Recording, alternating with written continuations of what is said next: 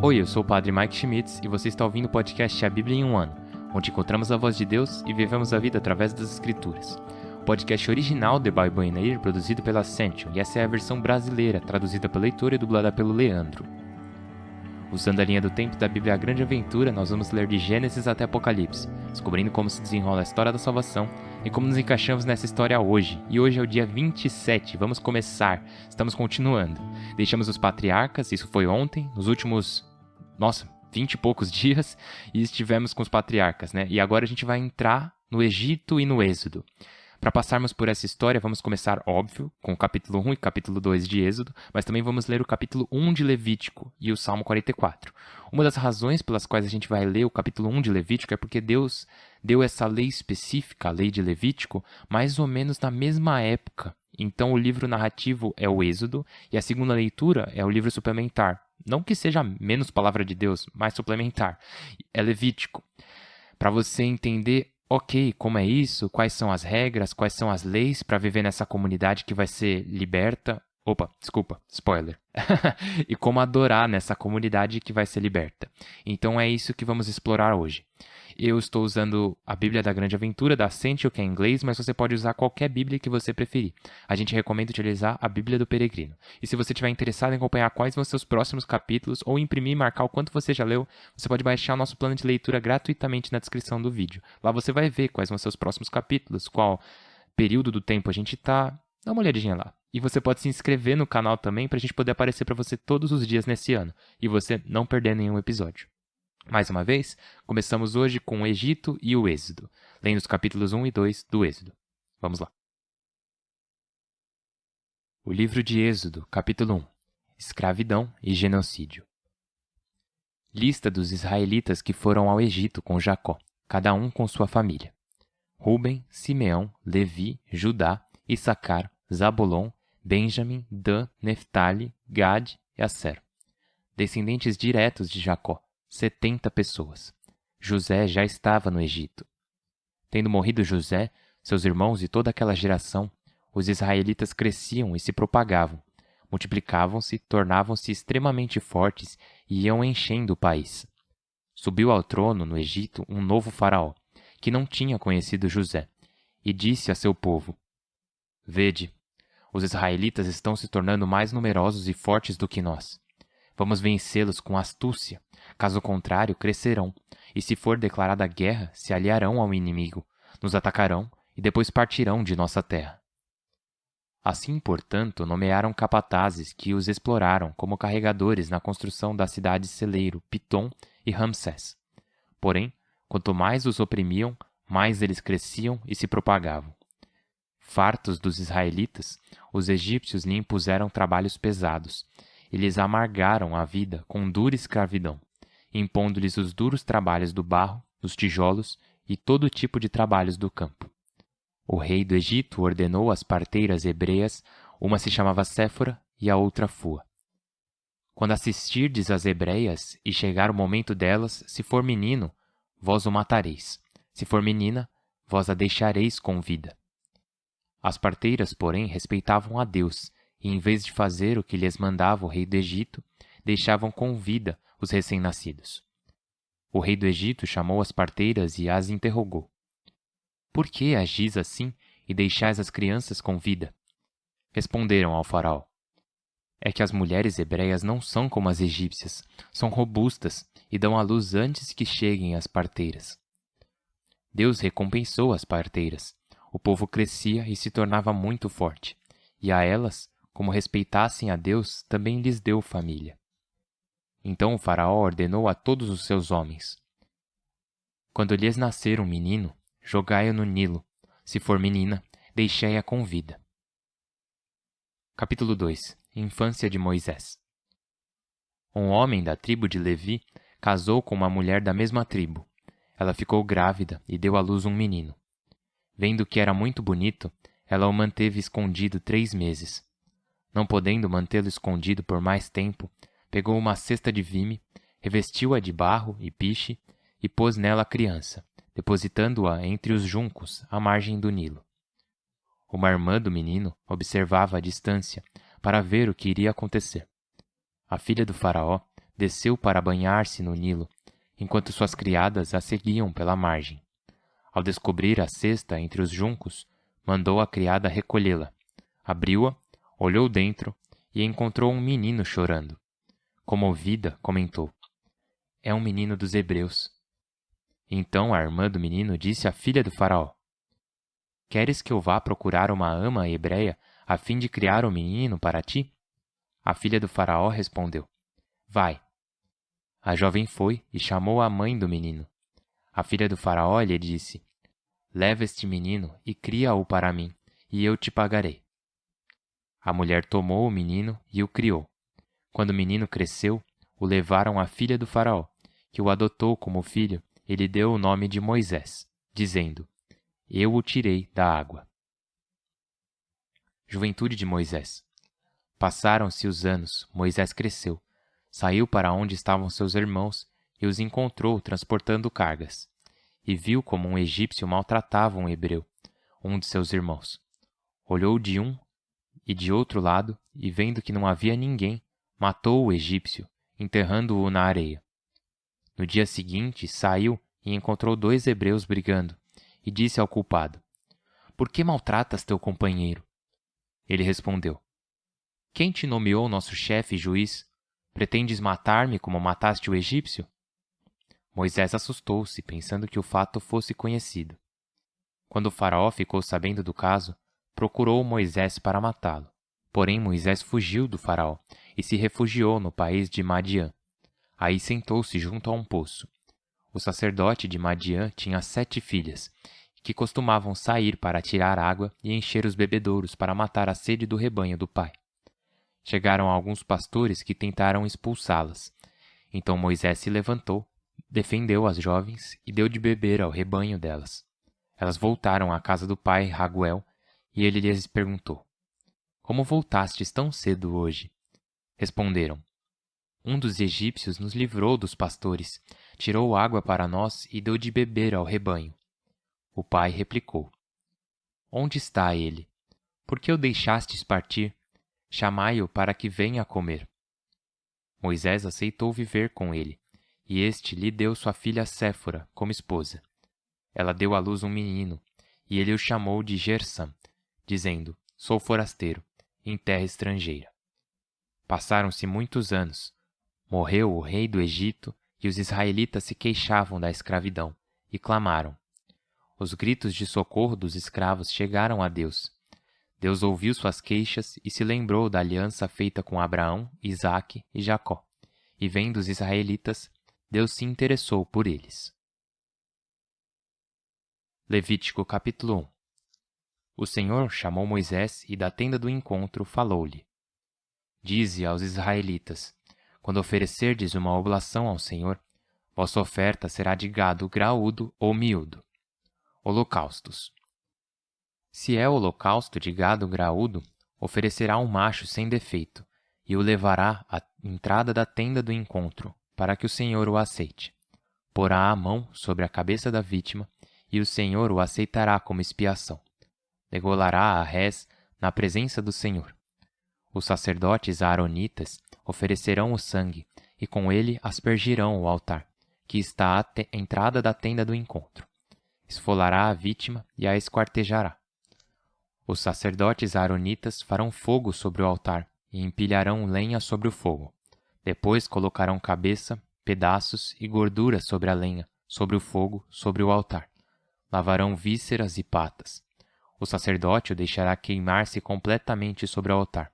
É um holocausto, oblação de aroma que aplaca o Senhor. Se é um holocausto de gado miúdo, cordeiros ou cabritos, oferecerá um macho sem defeito. Ele o degolará no lado norte do altar, na presença do Senhor.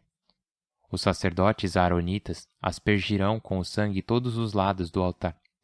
O sacerdote o esquartejará, colocando a cabeça e a gordura sobre a lenha, sobre o fogo, sobre o altar. Lavarão vísceras e patas. O sacerdote o deixará queimar-se completamente sobre o altar. É um holocausto, oblação de aroma que aplaca o Senhor. Se é um holocausto de aves, sua oferta será de rolas ou pombos. O sacerdote a levará ao altar e lhe torcerá o pescoço. Ele a deixará queimar-se sobre o altar, depois de espremer o sangue de um lado do mesmo altar. Tirará seu bucho e penas e os jogará ao leste do altar, no lugar das cinzas. Rasgará as asas sem arrancá-las, e o sacerdote deixará a vítima queimar-se sobre o altar, sobre a lenha, sobre o fogo. É um holocausto, oblação de aroma que aplaca o Senhor. Salmo 44. Ó Deus, com nossos ouvidos escutamos, nossos pais nos contaram. A obra que fizeste em seus dias, outrora, tua mão. Despojaste nações e os plantaste. Trituraste nações e os fizeste prosperar. Pois não se apoderaram da terra por sua espada, seu braço não lhes deu a vitória. Mas tua direita e teu braço e a luz de teu rosto, porque os amavas. Tu és o meu rei e o meu Deus, que destinas as vitórias a Jacó. Com teu auxílio agredimos o inimigo, em teu nome pisoteamos o agressor. Pois não confio em meu arco, minha espada não me dá a vitória. Tu nos dás a vitória sobre o inimigo e derrotas nossos adversários. Nossa glória é Deus em todo o tempo. Sempre damos graças a teu nome. Mas agora nos rejeitas, nos envergonhas e não sais com nossas tropas. Tu nos fazes retroceder diante do inimigo e nosso adversário nos saqueia. Tu nos entregas como ovelhas para o consumo e nos dispersas entre os pagãos. Vendes o teu povo por uma miséria. Não ganhas muito na venda. Fizeste-nos a zombaria de nossos vizinhos, e risão e caçoada dos que nos rodeiam. Fizeste-nos o refrão dos pagãos. As nações nos fazem caretas. Tenho sempre minha desonra diante de mim. A vergonha me cobre o rosto, ao ouvir insultos e injúrias, ao ver o inimigo agressivo. Tudo isso nos acontece sem te havermos esquecido, sem termos renegado a tua aliança. Nosso coração não voltou atrás. Nossos passos não se desviaram de tua senda. Mas tu nos trituraste no abrigo do dragão. Tu nos cobriste de trevas. Se tivéssemos esquecido o nome de nosso Deus e estendido as mãos a um Deus estrangeiro, não o teria Deus averiguado, ele que penetra os segredos do coração? Por tua causa nos matam a cada momento. Tratam-nos como ovelhas de corte. Desperta, Senhor, porque dormes. Acorda, não nos rejeites mais. Por que escondes teu rosto e esqueces nossa desgraça e opressão? Nosso alento se afunda no pó e o ventre gruda no solo. Levanta-te para nos socorrer. Redime-nos por tua lealdade. Pai Santíssimo, te agradecemos, louvamos o teu nome e te damos graças por nos trazer a um novo dia. Agradecemos por nos proporcionar um novo dia da tua palavra, onde podemos ouvir-te falar aos nossos corações e mentes. Quando estivermos em um lugar de confusão, em um lugar de escuridão, onde parece que sem razão nos abandonaste, sabemos que nunca nos abandonarás, porque a tua palavra declara isso, Senhor. Tua palavra declara que nunca nos abandonarás, mesmo quando estamos na escuridão e mesmo quando estamos caminhando no meio da dor. Tu estás conosco e assim confiamos em ti. Hoje declaramos nossa fé em ti. Por Cristo nosso Senhor. Amém. Em nome do Pai, do Filho e do Espírito Santo. Amém. Cara, meus amigos, aqui estamos no primeiro dia. Bom, é o 17º dia, mas o primeiro dia além do livro do Êxodo, o livro do Levítico também. E é um novo capítulo, literalmente, um novo livro em nossa história. À medida que seguimos o povo de Israel e o povo de Deus. Esses são nossos ancestrais e uma das coisas que a leitura do Antigo Testamento nos revela é o quão dedicado Deus é com seu povo. O quanto ele os ama. Mesmo que, o espaço entre o final do livro de Gênesis e o início do livro do Êxodo são centenas de anos. Não é apenas virar uma página e pronto, estamos na próxima semana, no próximo mês. São aproximadamente 300 anos depois, possivelmente 400. Eu preciso verificar isso, preciso das minhas colas. Mas, basicamente, por volta de 1900 a.C., quando retomamos nossa história aqui com a história de Moisés. E qual é a história? A história é que temos os escolhidos por Deus, que ele resgatou da fome através de José e das ações malignas dos irmãos de José. Mas então, como diz o livro de Êxodo, um novo faraó veio ao poder que não conhecia José. E o povo de Israel continuou sendo abençoado. E isso é realmente interessante, porque a gente diz, tipo, meu Deus, Deus abandonou o povo de Israel no Egito porque eles estavam sendo escravos, né? Eles estavam fazendo trabalhos duros, como a tradução que eu li diz. E ao mesmo tempo a palavra de Deus nos revela, não, Deus não os abandonou. Na verdade, ele os abençoou. Ele os tornou extremamente fortes, ele os tornou extremamente fecundos, a ponto de se tornarem um povo vasto, mesmo no meio do povo do Egito. É uma evidência de que mesmo enquanto estavam trabalhando como escravos, Deus estava com eles, assim como ele também estava com José, quando José estava na prisão, quando José foi rejeitado.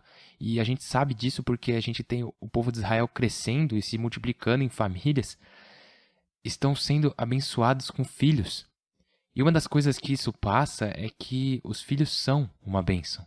Os filhos são uma das maiores bênçãos que Deus pode dar a qualquer casal. A maior bênção que Deus pode dar a qualquer família. E hoje eu quero tirar um momento para rezar por todas as mães que estão grávidas, assim como por todas as mães que têm tido dificuldades na gravidez ou não conseguiram engravidar. Todos os casais que não conseguiram conceber porque ouvimos a palavra de Deus e sabemos, nossa, que bênção os filhos, né? Tu estás com teu povo mesmo quando estão escravizados, tu lhes deste a bênção da família, tu lhes deste a bênção da vida. E agora eu quero te pedir, Senhor Deus, em nome de teu Filho Jesus Cristo, por todos esses casais que estão ouvindo isso e orando conosco ao longo desse podcast A Bíblia em um Ano, os casais que anseiam pela gravidez, aqueles casais que anseiam por uma gravidez saudável, apenas te pedimos, Senhor, em nome de teu Filho Jesus Cristo, para abençoar esses casais. Em teu nome, ó Jesus, pedimos que envies teu Espírito Santo para abençoar esses casais, para estar com eles em seu desejo por filhos, para estar com eles em sua espera, para estar com eles, se for tua vontade, Senhor, em sua concepção de trazer a esse mundo vidas novas. Também, ó Pai, em nome de teu Filho Jesus, pedimos tuas bênçãos sobre todos aqueles que tiveram a tristeza de perder filhos, que tiveram a tristeza de ter tido um aborto espontâneo. Senhor Deus, pedimos que alivies a angústia desses casais que estão ouvindo isso e orando conosco, que perderam seus próprios filhos. Por favor, esteja com eles agora, console seus corações. Eles são nossa família, eles são nossos amigos e eles são conhecidos por Ti, ó Deus. Porque continuas a nos dar bênçãos mesmo quando as coisas estão ruins, mesmo quando as coisas estão confusas, mesmo quando não sabemos onde estás. Tu podes estar oculto, mas não estás ausente, Senhor Deus. Podes não ser visto, mas não estás inativo. Então, Senhor Deus, agora nesse momento, em nome de teu Filho Jesus, console os corações desses casais, consola os corações dessas famílias que desejam ter filhos ou que perderam filhos. Sim, Senhor Deus, te pedimos. Levítico, cara, o primeiro capítulo aqui é sobre ofertas queimadas. A gente mergulhou direto nisso, né? Não tem nenhuma introdução. Eles já chegam dizendo, ei, quando você vier ao altar do Senhor, aqui está o que você precisa fazer. E algumas coisas são realmente importantes sobre isso. Uma delas é que existem algumas partes da adoração aqui, e isso vai ser muito importante porque se relaciona com o nosso culto agora, da nova aliança, certo? A nova aliança é a aliança no sangue do Senhor Jesus Cristo. Então a gente tem uma antiga aliança que a gente está vendo se desdobrar em Levítico, e a primeira coisa que acontece é que o homem traz, sabe, o pai da família, que é o sacerdote da família, certo? O homem traz... Peraí, deixa eu explicar isso melhor, porque originalmente a gente vai ver em Êxodo que o pai da família é o sacerdote da família. Mas então no meio do Êxodo, quando o povo de Israel se volta para a adoração do bezerro de ouro, a gente tem essa nova ordem de sacerdotes surgindo, da tribo de Levi. E assim, de certa forma, os pais das famílias meio que abdicam, de certa forma, do seu sacerdócio. Ele nunca sai completamente, nunca é completamente retirado, mas é enfraquecido, diminuído. E de certa forma relacionado à tribo de Levi e a esses sacerdotes. Aí você vê no começo, temos o pai que traz a oferta queimada, seja o boi, a ovelha, o bode, a ave. E tem um papel que ele participa, trazendo sua oferta, e o animal é morto. Então, o que acontece é, quando o animal é morto, o sacrifício não é concluído. O que acontece é que o animal é morto, mas então o sangue do animal, e depois a gente vai ouvir mais sobre o que isso quer dizer, não hoje, mas nos próximos dias, a gente vai ouvir mais disso, que a vida está no sangue. A Escritura diz, a vida está no sangue. E assim, enquanto o sangue está sendo drenado, os sacerdotes levitas, o que eles fazem? Eles pegam o sangue e o colocam no altar. E isso é um sinal de que agora estamos oferecendo. Esse é o momento. Não apenas a morte do animal, mas agora estamos oferecendo o sacrifício. A vida está no sangue, o sacrifício do animal ao Senhor. Quando chega ao altar, quando é derramado no altar, é quase a consumação do sacrifício, nesse tipo específico de sacrifício. Nos próximos dias a gente vai ouvir sobre diferentes tipos de sacrifício, mas esse é o sacrifício de oferta queimada. Então os restos do animal, novamente, são colocados na lenha que está pegando fogo no altar e são queimados. Mas podemos ver a conexão aqui quando se trata da missa. E aqui está uma das conexões, a gente vai ouvir muito sobre isso nos próximos dias. Quando a gente tem a apresentação, certo? Quando a gente tem o Eis o Cordeiro de Deus. Não apenas então, mas antes disso, quando a gente tem na missa o padre dizendo isso é o meu corpo e eleva a Eucaristia, isso é meu sangue e eleva a Jesus no preciosíssimo sangue. Isso é muito semelhante a esse momento de apresentação em Levítico 1, onde o animal é morto. Mas quando o sangue é derramado no altar, é quando o sacrifício é oferecido ao Senhor. Então isso é muito semelhante ao momento na missa em que a gente tem a apresentação, certo? Isso é meu corpo, elevado. Esse é meu sangue, elevado.